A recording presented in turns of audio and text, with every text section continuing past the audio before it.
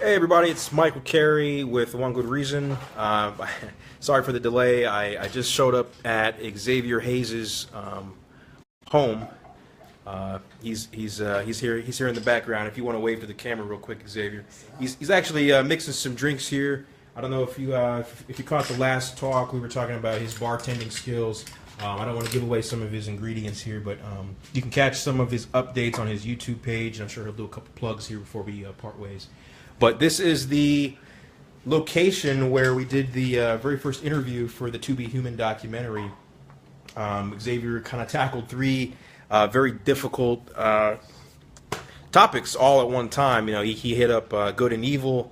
Then I threw at him apology and forgiveness, and then I threw at him truth and falsity. So we were able to do about 20 minutes apiece. So he kind of tried to mash as much as he could within those 20 minutes. But as we all know, today is Friday the 13th, right? And we're actually going to be talking about superstitions. So I know I kind of hinted that we might talk about love, but I said, you know what? It's Friday the 13th. I don't know when I'm going to get the next one in October. So let's go ahead and talk about superstitions. So the very first thing I want to bring up is, I don't know about any of you. I know for me personally, growing up, my family was very superstitious. Now, this isn't to say anything like an urban legend. Okay, this isn't, Bloody Mary in the mirror, right? Or don't flash your brights when someone's headlights are off, otherwise you're going to get killed or anything like this. I'm talking about straight up good old clean superstition, right? So, for example, my family, they were very big on, in particular, opening an umbrella, right, indoors, right? So, opening an umbrella indoors was supposed to be just bad luck, right? And you're like, okay, what's going to happen to me if I open my umbrella indoors? I remember, it was raining really hard, and I had to go outside to check the mail because I had forgotten to get the mail earlier in the day.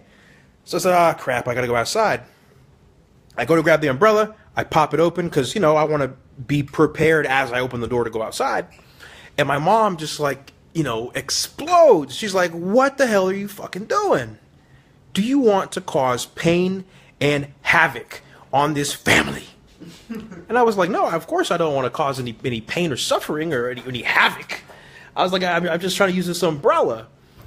So then she had to sit me down, explain to me how stupid and silly it is to open an umbrella indoors, and that everybody knows this, and that it's just something that I should just come to accept. And as I sat there confused, I remember, I'll never forget this. I looked at my mom and I said, but in the umbrella factories, they have to open the umbrellas to test them to make sure that they work, right? It's not like they're sending the workers outside with every new prototype to pop it open, So she looked at me, she didn't have anything to say, and I'm like, it's silly. It's silly. I don't want to go outside, then pop the umbrella. I'm already going to be wet. It's defeated the purpose, right? So why is this such a big thing? Now, do a lot of you believe that by opening an umbrella indoors is going to cause your car battery to die, or you to lose your job because all of a sudden your boss doesn't like you, or your girlfriend to leave you because all of a sudden they decided that you're a piece of shit, or or vice versa? No, probably a lot of you think it's fucking stupid and you don't believe it. But when's the last time you popped an umbrella open indoors? I don't know. Xavier, would you like to give an example of a superstition? I'll go ahead and pass it off to you so I can take a couple sips. Yeah. No, I remember actually with my mother, she used to say, don't split the post. And basically... Split the post? Yes, basically, you know how, let's say you're going... gosh, how to really describe this? There's a pole... In let's say in the middle of the sidewalk or whatever, okay. Or a strip club or whatever, or better, yeah. And then so you're walking together, and if one person go on the left side of the pole and the other person walk on the right side, that's called splitting the pole. What's that supposed to do? So what that really is supposed to do is mean you're creating a division, really dividing your relationship. And she believed that. What? Yeah. Wait, hold on. I'm sorry. I actually really haven't heard of this. I'm sorry to cut you off. So you're saying that, so, I'm walking with somebody, there's a pole, and if I guess we're holding hands or whatever, maybe we're just walking, hanging out, and I go left, and you don't come left with me, you go to the right to get around the pole. That is supposed to do what now with the relationship of these two people? Well, basically, it's going to make the relationship worse. It's going to bring a division between the person that you split the post with.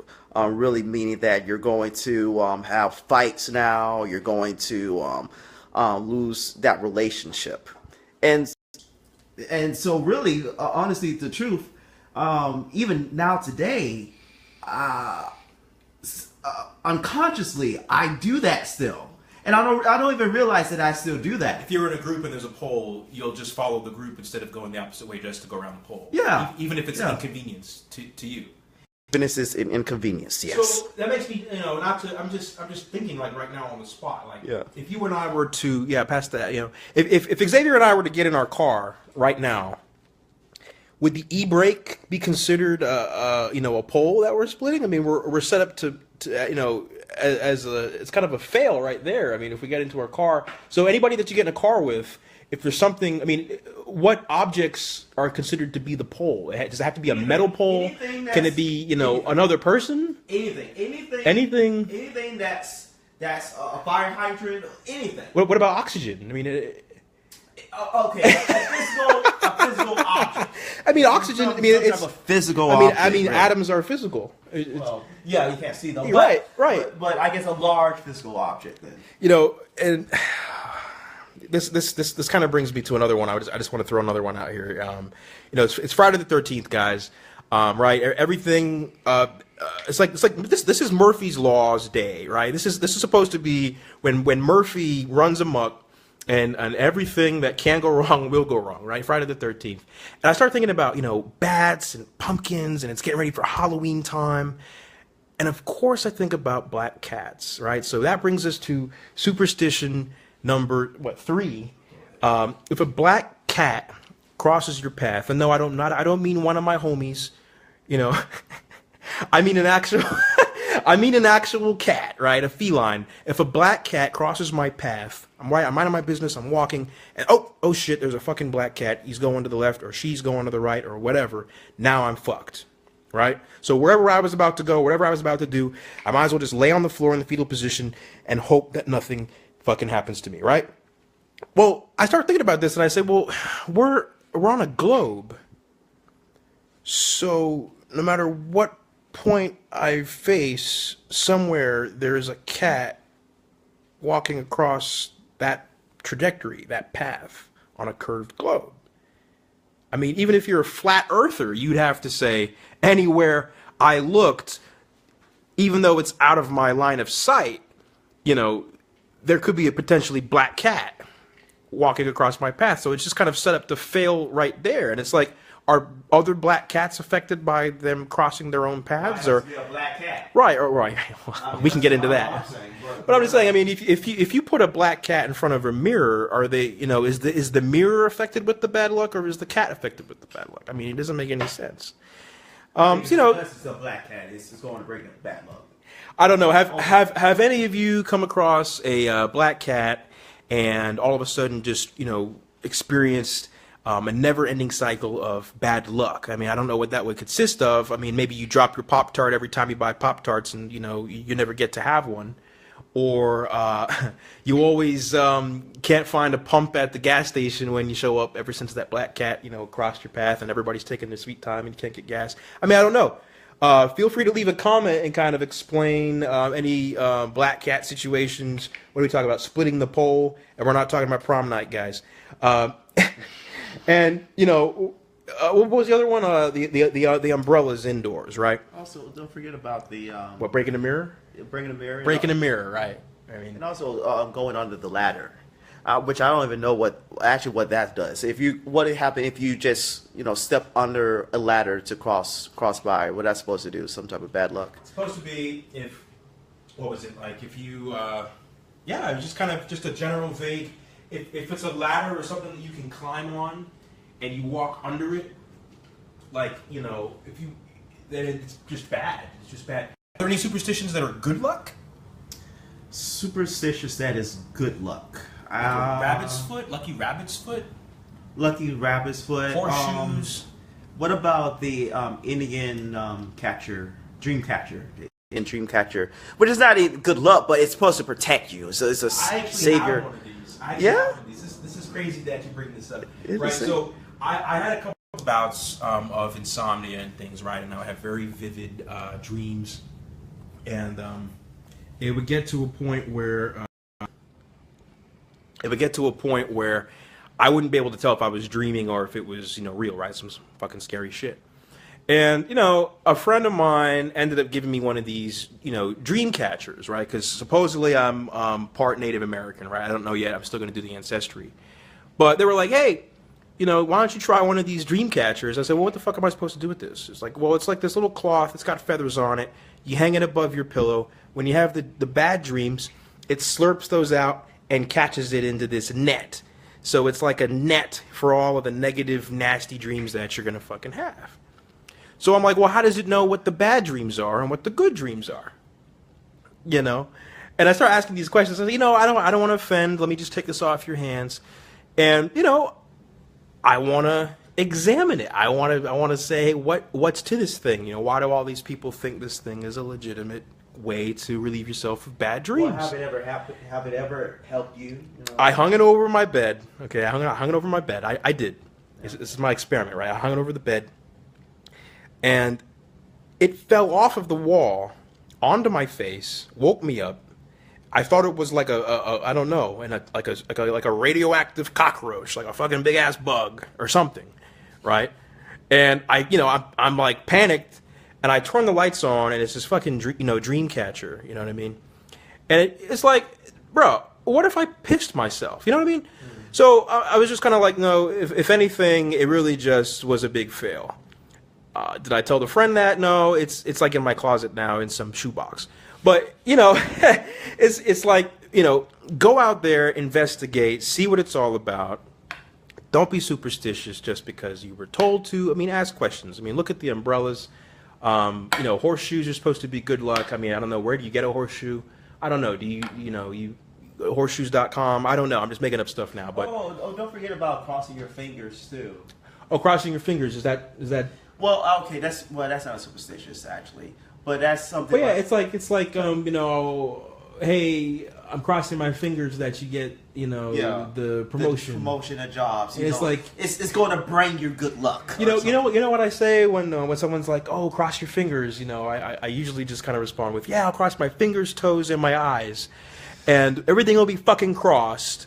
I'll wear a cross. No, I'm kidding, but oh, really now? But social suggestion number 5. How about instead of finding yourself scared on Friday the 13th, or maybe you limit your plans for Friday the 13th, why don't you look up the history of Friday the 13th, see where it comes from, and, try your damnedest to just live your life as normal on Friday the 13th. There isn't anything especially scary about this particular Friday of the year. The number 13 itself isn't necessarily a bad number, right? 13 is necessary. It's necessary to get to 14. It's a necessary number. To demonize a specific number, you're kind of shortchanging that number. We all need 13 to get to 14. I can't say, oh, I owe you $13. I'm going to pay you $12 because 13's a no-no. How are you going to get to sweet 16? Right. Are we all, offing ourselves once we get close to the age 13, or if anyone gives us 13 of anything, or are they, a demon, or are they evil? Look up Friday the 13th, see where that comes from, see if it makes any sense to you. I'm not going to say it here on the chat. I want you guys to do your homework. Look it up, see if it makes any sense to you whatsoever. Next Friday the 13th, if you're not already doing it, you know, don't tell people, oh, that happened because it's Friday the 13th, or hey, you know, it's a full moon and it's Friday the 13th.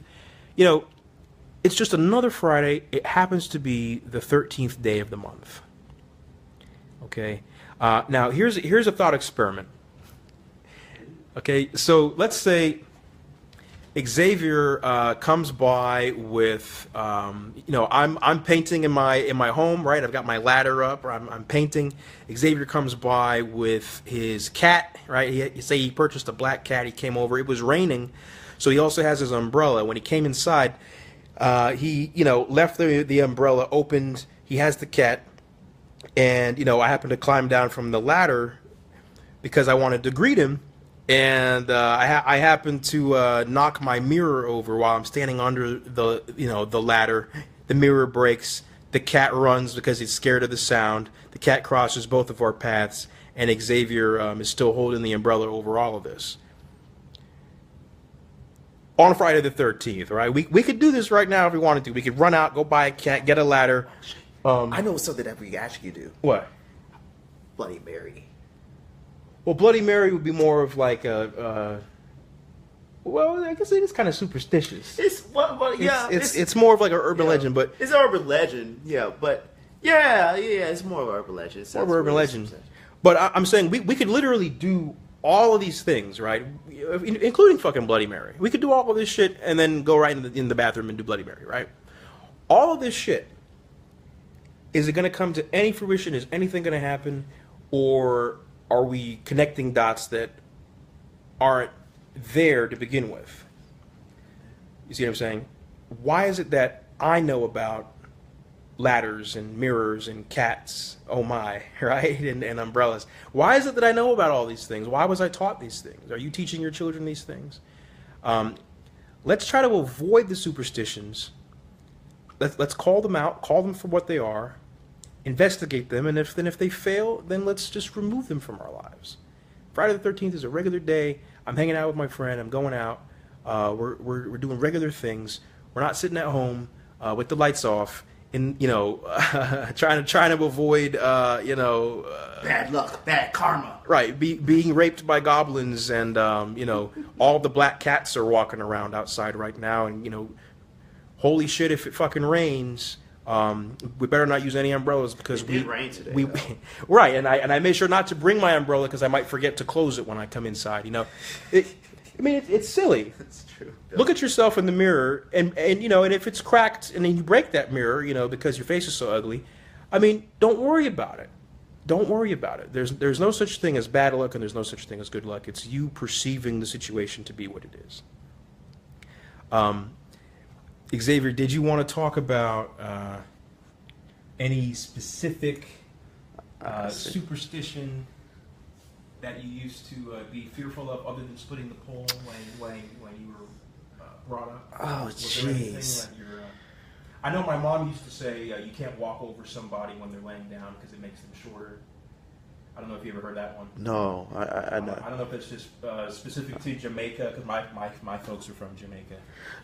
Only thing it was kind of elementary though, to probably think about is, the little nursery rhyme, step on a crack, break your mother's back or something. That's what I used to do. I used to make sure I avoid, the little cracks, so that I won't break my mother's back. So if you happen to step on a crack, what did you do? Did you call your mom, or did you have to go home, or were you scared or nervous? I don't get it. Like who taught you that? Well, was it your own mom that said no, hey, it was just step on any cracks out there if you value my back? No, my mother never said that. But because it was like a little nursery rhyme, so all the kids were saying that, so I used to just not do it. Yes, I realized I probably stepped on a crack before even realizing that it could possibly break my mother's back. But it never did. But I used to, be afraid, like, is she going to have back problems or something? Like, inflicting pain to, my mother because I'm stepping on a crack. What do you think about that now? Now I think it's bullshit. I guess really. How did you determine that stepping on cracks and breaking mommy's backs was bullshit? Science. Did you step on cracks purposely to determine if you were going to fuck up people's backs? Well, I just realized that the previous times that I stepped on cracks, my mother's back house didn't break, and I continually, accidentally, stepping on cracks, and my mother take this. yeah, and my mother, she's like, gosh, she's probably 55 or something years old right now. So, I mean, her back is still, pretty good. So, it's her back. I guess it didn't work. So, this is a science. Let's go ahead and testing it out. But here's the thing. If your mom's back, did break, when you were, you happen to step on a crack, the very next day it's fucked up, I know. But let's say his mom's back did break. Does that justify the superstition in the crack in the back? How do you determine if you stepping on the crack actually caused the back to break? This is a fallacy called post hoc ergo propter hoc. If I clap my hands and then the lights turned on, I would say, oh, that was caused by me clapping my hands.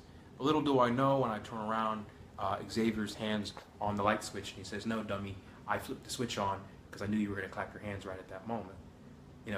Without investigating and turning the fuck around and seeing his ass laughing at me, I would still be thinking that me clapping. Now, how could I determine I could clap again and maybe it doesn't turn on, or maybe he's just an asshole when he flips it off after I clap the second time, you have to investigate. You have to attempt to investigate.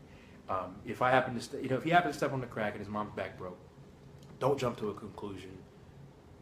Don't feed into the superstition. Don't teach the superstitions to, your loved ones as reality. You can bring them up. You can say, hey, these are superstitions. Call them out and say, hey, these are superstitions. They're not real.